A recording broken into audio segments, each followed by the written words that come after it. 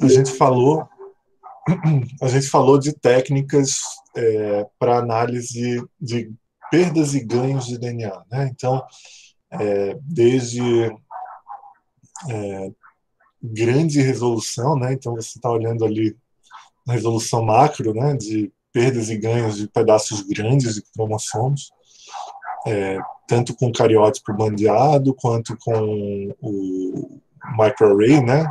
Então a hibridização ali comparativa genômica toda, em que você vai ter sondas usadas para interrogar, né, a presença ou ausência de algum trecho, inclusive interrogações mais pontuais, mais específicas, que é através do FISH, né, que você tem uma sonda só ali para você observar a presença ou ausência de um determinado trecho que você acha que pode estar duplicado ou deletado. FISH também é muito bom para translocação, porque você sabe exatamente onde ele foi parar em outro cromossomo, por exemplo. Lembra das translocações recíprocas ali, por exemplo. E MLPA, que vai te permitir olhar numa resolução bem pequena, que é a presença ou ausência de exons, a quantidade ali de exons em determinada região. Então, são técnicas diferentes que elas usam uma abordagem semelhante, que é o DNA ele não está fragmentado de maneira pequena, ele está ainda em pedaços grandes, ou você tem essa dependência, né, de usar uma sonda. Inclusive o MLPA é essa técnica de PCR com sonda. Mas vamos pensar agora no sequenciamento em si, que aí a gente deixa de falar de uma análise da presença ou ausência de regiões maiores para determinar especificamente qual que é a sequência de nucleotídeos numa determinada região de interesse ou em várias. Tá? Então, primeiro a gente tem algumas considerações a fazer. Você precisa considerar um tecido, né, um material biológico, você vai precisar extrair e purificar esse ácido nucleico. Então, eu coloquei ácido nucleico porque hoje em dia você consegue sequenciar não só DNA, mas também consegue sequenciar RNA. E isso é muito interessante para tanto pesquisa quanto aplicações clínicas, né, de determinados padrões de expressão gênica, por exemplo. E aí você vai precisar processar. E esse processo ele envolve uma fragmentação, dessa vez em fragmentos bem menores, como vocês vão ver. Se você está estudando RNA, você precisa ter uma transcrição reversa, né? Então você transforma aquele RNA no DNA e você adapta essas moléculas para você conseguir analisá-las em paralelo com muitas ao mesmo tempo. Muitas, eu digo, milhões ao mesmo tempo. Você tem uma etapa de preparo das bibliotecas. Então, a biblioteca é esse conjunto de moléculas que você vai sequenciar, né? E você pode enriquecer os alvos. Então, se você quer, por exemplo, olhar um determinado conjunto de genes, um exoma inteiro, e não o genoma inteiro, você precisa dar uma separada, enriquecer a sua biblioteca desses alvos de interesse. O sequenciamento propriamente dito e todas as etapas de bioinformática e análises subsequentes. Então, como eu trabalho com isso, eu vou acabar entrando um pouco mais a fundo nesse tópico, tá bom? Novamente, aqui tem muitos detalhes, a gente não quer que vocês decorem, memorizem os detalhes, eu acho só que é importante vocês serem apresentados ao tema, porque as análises genômicas, e aí o sequenciamento principalmente, tem sido incorporado na clínica de uma maneira muito rápida, em várias especialidades, e isso é algo muito relevante para o futuro da medicina. Então, eu acho que vale muito a pena vocês começarem a aprender nesse momento sobre o tópico. Tá? Vamos lá, então. Que fonte de DNA você pode ter? Então, a gente tem como a principal fonte sangue, por ser algo um pouco menos... um custo-benefício bom. Não é tão invasivo e tem bastante quantidade. Mas, recentemente, o swab de mucosa oral melhorou muito a técnica de obtenção de DNA a partir dele, e isso é bem menos invasivo que sangue, então tem sido substituído. Para algumas técnicas, como sequenciamento do genoma completo, etc., a quantidade de DNA que vem num swab desses nem sempre é suficiente. mas podemos chegar lá. Você pode estudar, por exemplo, um punch, né, uma biópsia ali de pele, uma cultura de células, né? Você pode estudar animais e plantas, de uma forma geral, qualquer tipo de organismo que utilize DNA ou RNA, você pode estudar desse jeito. Você pode estudar microbioma, né? Então, existem muitos estudos hoje em dia super interessantes falando da contribuição dos genes não humanos na saúde. Então, a gente convive com bilhões de micro-organismos, principalmente bactérias, de maneira simbiótica, e isso tem sido cada vez mais estudado sobre a sua influência, né, na saúde de uma forma geral. Você pode estudar, por exemplo, o solo. Então, existem muitos estudos sobre, o nome disso é metagenômica, né, sobre um determinado material em que você vai sequenciar tudo que está ali, um solo, uma amostra de oceânica, por exemplo, você pode fazer esses estudos.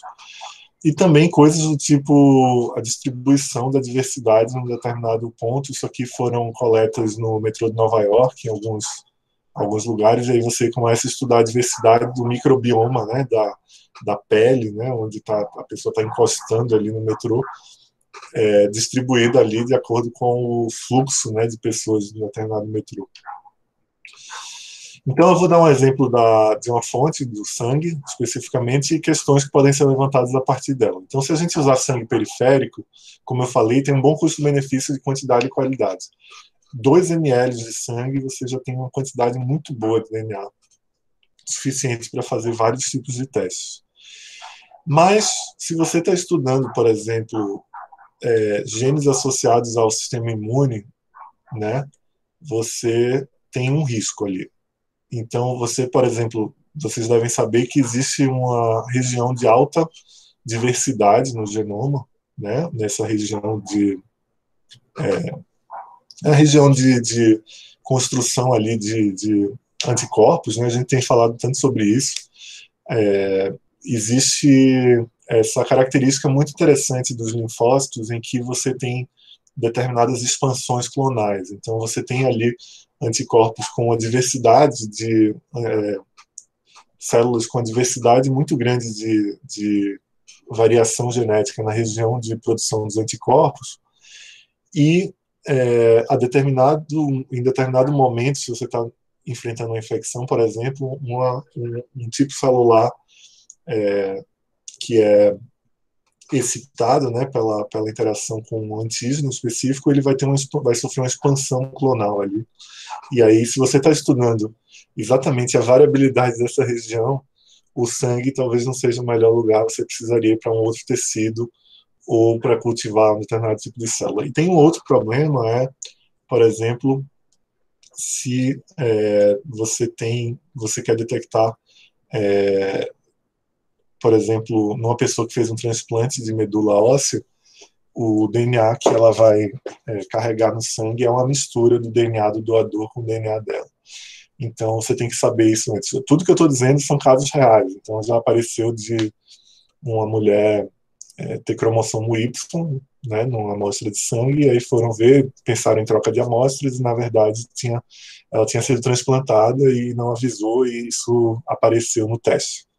Basicamente, ela estava vendo um pedaço do genoma que não era dela. E se você tem, por exemplo, câncer de sangue, né, então leucemias, por exemplo, você tem uma chance de olhar também um mosaicismo, né, no sangue, já que você está tratando ali de células com alterações genéticas, muitas vezes somáticas, né, então a medula óssea sofreu ali, algumas das células precursoras sofreram mutações, essas mutações estão associadas a câncer, e você vai observar isso no sangue também. Então, depende muito do que você quer olhar. E aí o DNA vai ser guardado, né, para sequenciar. Você tem ali uma certa degradação, mas o DNA é muito estável. Então, a brincadeira que eu faço é que sequenciaram os genomas um genoma de neandertais. Então, você tem uma capacidade ali de estabilidade nas condições ideais muito grande, né? E aí, na hora da extração, você tem que se perguntar também se você quer estudar o genoma do núcleo ou o genoma da mitocôndria, por exemplo, porque existem tipos celulares com mais mitocôndrias, com menos mitocôndrias, e isso também faz diferença. O peso molecular do DNA mitocondrial é diferente e isso requer uma extração, às vezes, específica, né? Aí, isso aqui é só uma brincadeira que aqui é a contagem média, digamos assim, de DNA mitocondrial. Isso aqui é no projeto Genoma da Holanda, e aí eles observaram que as pessoas do sul e do meio do país tinham mais mitocôndrias do que as pessoas do norte, e quando foram ver, evidentemente, isso foi uma diferença metodológica na extração.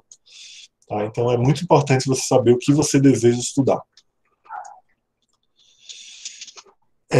Então, eu vou falar de uma técnica de sequenciamento que já foi estabelecida há mais de 40 anos, que é o sequenciamento do tipo Sanger, e depois vocês vão entender o problema e a solução que veio pelo sequenciamento de nova geração. Então,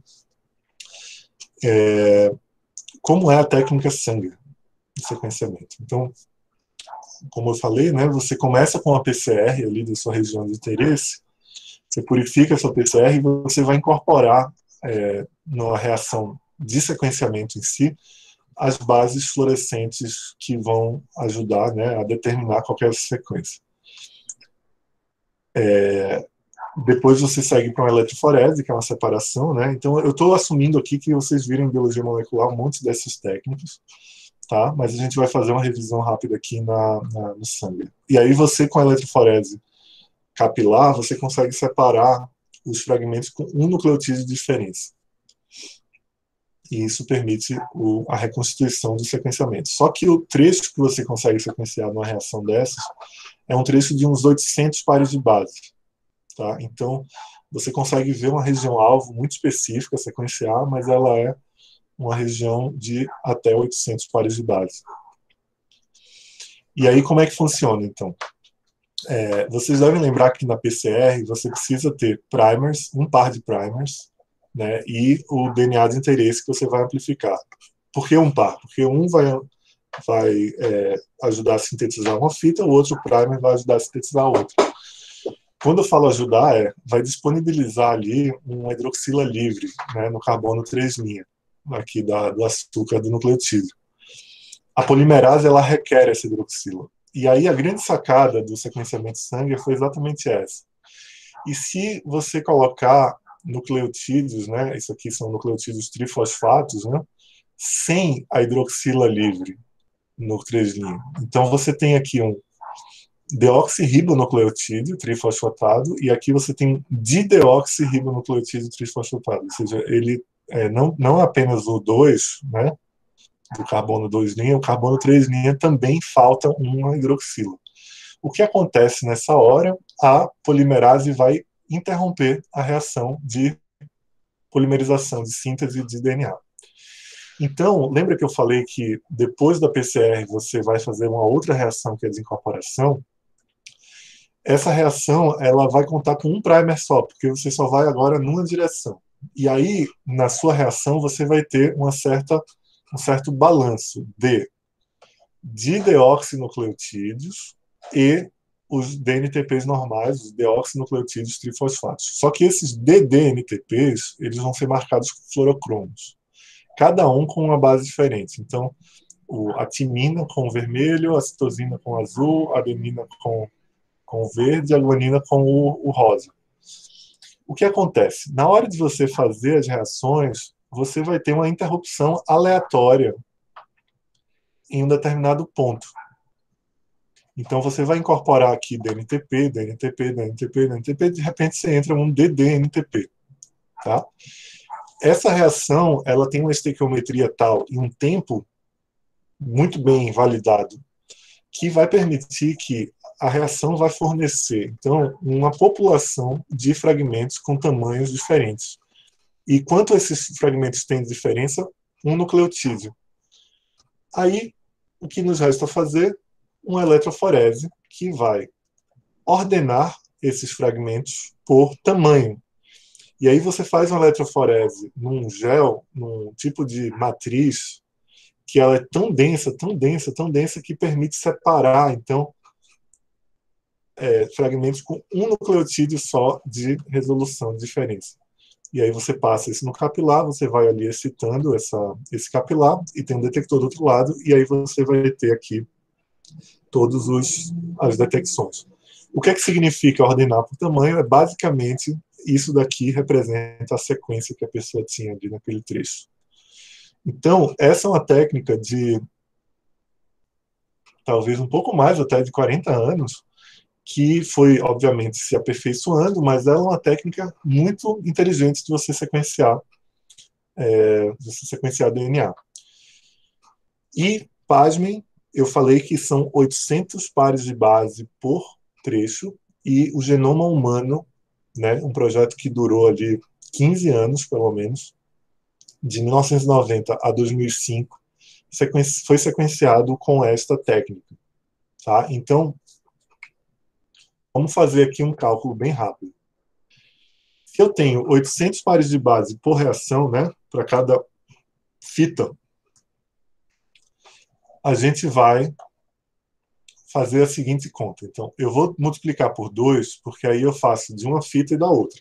Então, eu já tenho uma redundância. E a gente vai também, para ter muita certeza do sequenciamento que a gente está fazendo, né, ter muita certeza que isso daqui funcionou, a gente vai fazer uma cobertura de 10 vezes. Ou seja, você vai fragmentar o DNA e sequenciar um determinado trecho, somando todos os fragmentos diferentes que você viu, uma mesma nucleotídeo vai ser sequenciado 10 vezes. Tá? O nome disso é cobertura. Então, você tem, por exemplo, um trecho que é do 1 ao 800. Um fragmento que é do 1 ao 800. Você vai sequenciar ele. Você tem um outro que é da base 150 até a base 950. Você vai sequenciar ele. Aí você tem um outro fragmento que é da base 300 até a base 1100. Aí você vai sequenciar ele. Vocês estão vendo que tem um pedaço ali no meio que foi sequenciado 3 vezes já? O nome disso é cobertura. Então é uma cobertura de 3 vezes ali. Exatamente da base 300 até a base 1000, até a base 800 foram 3 vezes. Se você fizer isso ao longo do genoma inteiro, você tem um grau de confiabilidade muito maior naquela sequência. Então, vamos multiplicar por 10 para ter mais ou menos essa cobertura ideal para confiar no dado. Então, forward e reverso, né? Então, uma fita e a outra, 10 vezes, são 3,2 bilhões de bases no genoma humano, dividido por 800. Eu estou falando aqui de 80 milhões de reações. Tá? O que significa cada reação? É um tubinho em que você individualizou ali o seu fragmento sendo sequenciado. 80 milhões de reações. Uma placa, né, de PCR tem 96 tubos de reação, 96 poços de reação.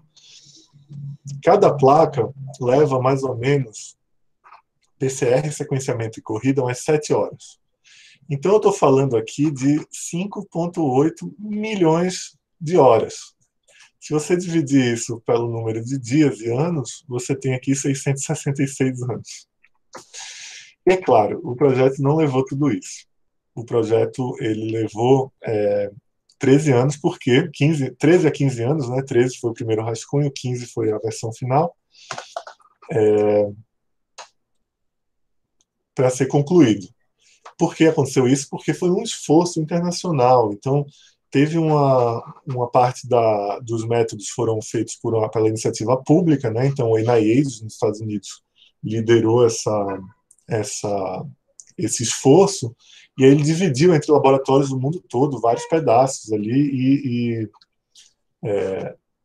isso permitiu várias coisas, entre elas treinar pessoas no mundo todo para aprender a sequenciar, desenvolver, o método foi melhorando e tal. E também teve uma empresa que fez isso, que comprou ao mesmo tempo várias máquinas, e aí você, obviamente, consegue ir reduzindo aqui o tempo do projeto para muito menos tempo. Tá bom? Então, a paralelização do método foi feita na força, foi feita aumentando o número de máquinas, o número de reações, o número de placas o número de pessoas envolvidas. Ainda não é muito eficiente. Vocês concordam comigo? Esse projeto levou 13 anos e mais de US$ 1 bilhão para fazer um genoma humano completo, que é o genoma de referência. Então, a grande questão é, no meio do caminho, todo esse avanço tecnológico, o avanço computacional nesse meio do caminho, promoveu o desenvolvimento de técnicas de sequenciamento massivo paralelo. E a gente comporta esse conjunto de técnicas num termo chamado NGS, que é Next Generation Sequencing. Tá? Então, como é que funciona o Next Generation Sequencing? A gente começa muito parecido, a gente fragmenta o DNA aleatoriamente, tá? E o aleatoriamente entre aspas, né? Porque você tem tamanhos-alvo. Você quer que esses fragmentos tenham, depender do tipo de tecnologia, entre 350 e 600 pares de base. E aí aqui tem uma tecnologia nova que permite fragmentos maiores, mas a gente vai falar sobre ela daqui a pouco. 350 a 600 pares de base. E aí, como é que você faz isso? Ou por um método físico, né, de sonicação ou fragmentação acústica, ou com um método enzimático, usando uma endonuclease e uma transposase. Mas, enfim, você tem o genoma ali, você quebra esse DNA em tamanhos-alvo. E aí tem uma parte muito chave aqui, que é a inclusão de adaptadores e de índex. Então, você liga nesses fragmentos, que podem vir do genoma inteiro, você não sabe, né, quais são, você quer interrogar eles, você liga adaptadores que você conhece. Então, eu conheço esse fragmento e eu forcei eles a ligarem em todos os fragmentos que eu produzi a partir do paciente, por exemplo. Tá bom? E aí, eu também posso adicionar um index. O index é como se fosse um código de barras. Então, eu fragmentei o DNA do João em pedacinhos de 500 pares de base, por exemplo, e aí eu liguei em todos os fragmentos do João um código de barras que identifica que veio do João, tá? Por exemplo. E aí depois eu coloco os adaptadores, que é igual para todo mundo, para o João, para a Maria e tal. Aí na Maria eu fiz a fragmentação e adicionei um índice também para ela, um index para ela, um código de barras para ela. Coloquei os adaptadores e tudo. O que é que eu posso fazer agora?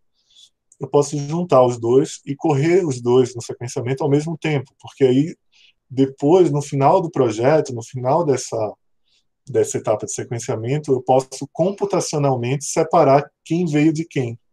Todos os fragmentos que tinham o index do João vieram do João, todos os fragmentos que tinham o index da Maria vieram da Maria. E eu também posso juntar, porque seja lá o que eu for fazer, eu não preciso saber o que tem aqui no meio, eu vou usar só os adaptadores. Então, vocês veem como isso, na verdade, permite uma capacidade enorme de paralelização do método. E aí tem uma etapa intermediária aqui, que se você está estudando exoma completo, né, whole exome sequencing, sequenciamento do exoma completo, ou um painel, você vai fazer o enriquecimento daquela biblioteca. Então, isso aqui é a biblioteca, né? Aqui é a biblioteca do João, a biblioteca da Maria. E aqui é um momento em que eu vou fazer um enriquecimento.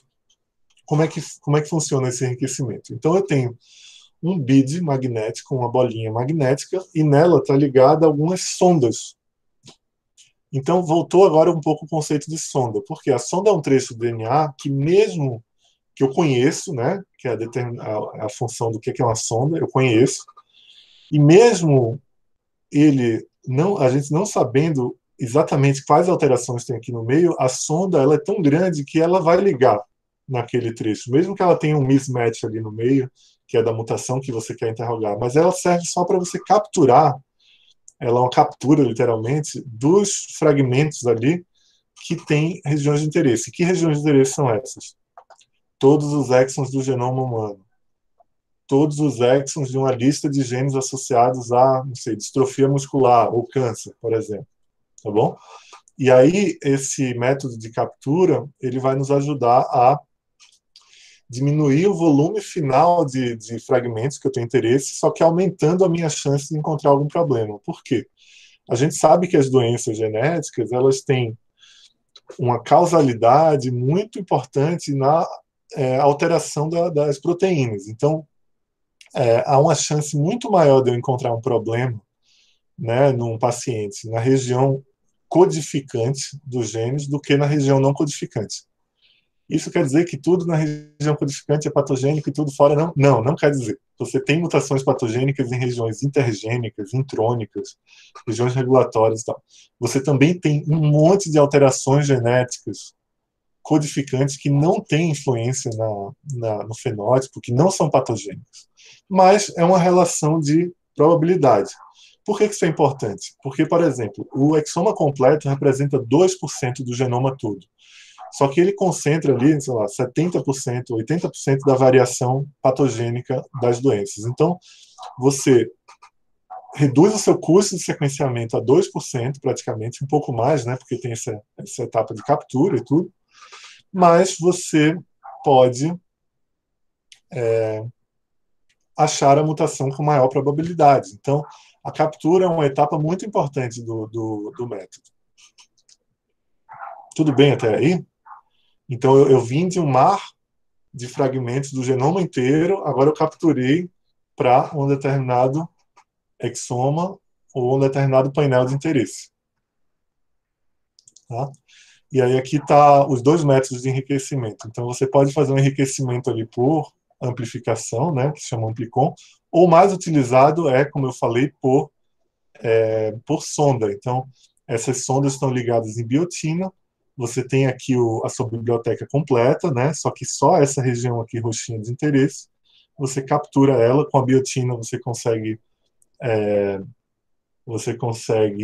ligar em outros beads magnéticos aqui com streptavidina, que tem ultra especificidade.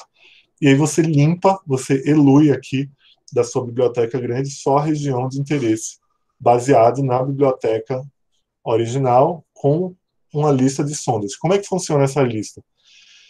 Gente, as empresas produzem esses kits de captura. Então eu vou numa empresa e falo assim, eu quero comprar o kit de captura da última versão do Exoma. Por que última versão? Porque você vai melhorando, né, o método, você vai construindo sondas melhores, que vão capturar melhor. Mas aí você encomenda. Eu quero comprar um conjunto de sondas para capturar esses genes aqui. Aí você faz algo customizado, você manda uma lista de genes. Que genes são esses? 250 genes associados a câncer, por exemplo. Ou 500 genes associados a doenças neuromusculares, por exemplo. Aí você encomenda isso e aí você insere no seu método uma etapa de captura para você enriquecer lá no final disso aqui. Tá? Então você tem esse preparo, como eu falei, você coloca os adaptadores, você coloca índice, né? Desculpa que essa imagem está horrível, mas isso aqui é da própria Illumina. Acho que dá para procurar online algo melhor. Tá? E aí, como é que funciona, então, o sequenciamento em si? Lembra que eu falei que todos os adaptadores aqui são iguais para todo mundo? Você tem uma lâmina aqui com com pedacinhos de DNA que são complementares aos adaptadores. E aí, você liga esses fragmentos lá, também considerando um balanço ali molecular, uma estequiometria importante para você espalhar muito bem aqueles fragmentos nessa lâmina, né? E aí você vai fazer uma coisa chamada amplificação em pontes. Então, você vai amplificar localmente aqueles fragmentos que têm um DNA que você não sabe, você quer sequenciar, e aí eles vão formar esses clusters aqui. Por que você tem que formar o cluster? Porque um fragmento sozinho, eu não consigo detectar ele num microscópio ou uma câmera. Mas um conjuntinho ali de fragmentos eu consigo. Então, eu vou clusterizar naquele pedaço, naquele outro, naquele outro, naquele outro, o que tinha sido colocado como fragmentos iniciais. E aí eu vou fazer um sequenciamento que vai me jogar ali bases, né, fluorescentes, e você vai constituindo ali aquele cluster ali, você vai sintetizando ali todas aquelas moléculas daquele cluster, e aí você consegue ir tirando uma foto a cada ciclo. Eu vou mostrar direito isso aí. E você consegue dizer, naquele mesmo cluster, quando eu joguei a adenina marcada, ele incorporou no ciclo 1, 5, 10, 25 e 30. Então, no ciclo 2, 4, 8, 9, 12, eu incorporei uma citosina. No ciclo 3, 8, né? Quando você vai observando todas essas imagens geradas pela mesma lâmina em cima de um mesmo cluster, ou seja, uma posição, né, um XY ali dentro da lâmina, você consegue dizer que aquele pedacinho ali da lâmina tinha um fragmento com determinada sequência. E o que é que significa isso? Na lâmina cabem milhões de fragmentos em cluster. Logo, eu consigo, em milhões de pontinhos que vão ligando e desligando de acordo com o ciclo, colocar e fazer milhões de fragmentos. Tá? Aqui é mais uma figura só para mostrar, né, a fragmentação, colocar os adaptadores, capturar, e aí o genoma completo não captura nada, e um exoma completo captura e dá 10 gigabytes de arquivos. Tá? Então, como eu falei, né, a clusterização vai fazer uma PCR aqui em ponte, e aí você vai ter ali o bloco com esses fragmentos ali, todos iguais. E aí vem o sequenciamento em si, em que você vai incorporando aqui todas as bases e tirando uma foto de cada ciclo. Tá? Então, em cada ciclo, eu vou colocar um A, tirar uma foto, um C, tirar uma foto, um T, tirar uma foto e um G, tirar uma foto. Detalhe, eu preciso bloquear, né? Então, eu não posso permitir que ele incorpore vários de uma vez só. Eu preciso fazer um por um e bloqueando, tirando foto, limpando, né, o que sobrou, incorporo o outro, bloqueio, tiro foto, incorporo o outro, bloqueio, tiro foto, incorporo o outro. E aí, esses arquivos, né, cada cluster deles vai gerar um arquivo que é um read, né? Esse read, né, essa leitura, eu vou depois, no final do experimento, vou fazer uma análise, vou alinhar aquilo com uma referência e vou dizer assim, olha que interessante, esse read cobriu, esses 7 reads aqui cobriram essa mesma base, a referência tinha um T, mas esse indivíduo aqui tem um C em boa parte dos reads, então ele tem uma alteração genética. Tá bom? Vamos continuar vendo aqui. Então aqui, novamente, aqui eu dei um zoom, né, na flow cell aqui, que é essa lâmina, e aí eu dei um outro zoom aqui na lâmina, e aí eu tenho que fazer essa análise sempre mantendo onde estava cada cluster. Então, vamos dar uma olhada nesse cluster aqui. No ciclo 1, eu joguei um C, gravei aqui. Opa. No ciclo 2, eu joguei um A e ele incorporou aqui. No ciclo 3, eu joguei um G e ele incorporou aqui. Então, esse fragmento aqui tem pelo menos um CAG. É esse fragmento aqui, tá vendo? Bem interessante, né? E você faz isso milhões de vezes repetidamente. Tá bom? E aí aqui é o método de amplificação em ponte para você montar um cluster. Tá? É uma PCR em ponte aqui que você faz uma fita e a outra fita, então você também pode fazer um forward e um reverso. E isso é bom porque te dá bastante segurança sobre aquela sequência que foi dada. Tá? E aqui novamente, então, como você faz um forward e um reverso, você tem, na verdade, 2 reads que vieram do mesmo fragmento. E como eles vieram do mesmo fragmento, eu consigo mais ou menos inferir, na hora de alinhar com o genoma, pela distância entre eles, eu consigo inferir se eles bateram mais ou menos com o fragmento original, como eu falei, tinha uns 300 a 600 bases. Se eles estiverem muito distantes no alinhamento, significa que eu tenho alguma inserção ali no meio. Se eles estiverem muito juntos, eu tenho uma deleção ali no meio. Tá bom? E aí, como eu falei, né, você indexou João, indexou a Maria, ou vice-versa, né? Não tem nada de azul para menino e rosa para menino. Não tem nada a ver com isso, foi por acaso que você vai, depois de sequenciar, você vai demultiplexar, então é separar de que reads vieram quais, e aí você vai alinhar e você vai tentar detectar as mutações dos doadores de cada um desses fragmentos. Tudo bem? E aí, como é que isso aparece para a gente? Isso aparece de várias formas, mas uma delas é a visualização direta dos reads. Então, cada barrinha cinza é um read e ela está cinza quando ela é igual à referência. Quando ela não está igual à referência, ela tem uma cor. Tá vendo esse G aqui, esse A, esse T aqui? Isso são erros de sequenciamento, porque você não tem cobertura suficiente para garantir que aquilo era de verdade. Já esse C aqui, diferente do T, que era referência, ele sim, ele sim é verdadeiro, porque você observou em vários experimentos independentes, né? Esse read aqui veio do cluster 1.425.000 aqui. Esse read aqui veio do cluster outro. Esse read aqui veio do outro cluster. Foram vários fragmentos aleatoriamente distribuídos na lâmina que, ao serem sequenciados e realinhados com a referência, eles bateram no mesmo lugar e eles se dão uma certa cobertura. Tudo bem? E aí, nesse caso, a gente tem um homozigoto ou um hemizigoto, porque os dois vão se manifestar da mesma forma, né? O comportamento da molécula é o mesmo, porque em homozigose eu fragmentei de um homólogo e fragmentei do outro. Se eu tenho uma alteração em homozigose, eu não sei de que fragmento veio o que, tudo que eu sei é que os dois tipos de fragmentos vieram com a mesma alteração. Um hemizigoto também, só que você só vai tirar isso de um cromossomo, de um pedaço. Se for um heterozigoto, aí eu vou ter mais ou menos metade dos reads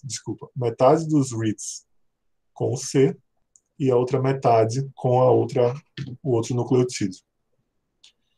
Então, se eu tenho, por exemplo, 25, 30 reads aqui, eu espero mais ou menos que em torno de 15 tenha um e tenha o outro, no caso de um heterozigoto. Tudo bem? Ficou claro? Vamos dar só mais um intervalinho de 3 minutos para eu tomar uma água e aí a gente já volta. Eu estou desconfiado que a gente não vai conseguir fechar o diagnóstico hoje. Aí a gente vai ter que fazer alguma gambiarra no nosso calendário, tá bom? 3 minutinhos, pode ser?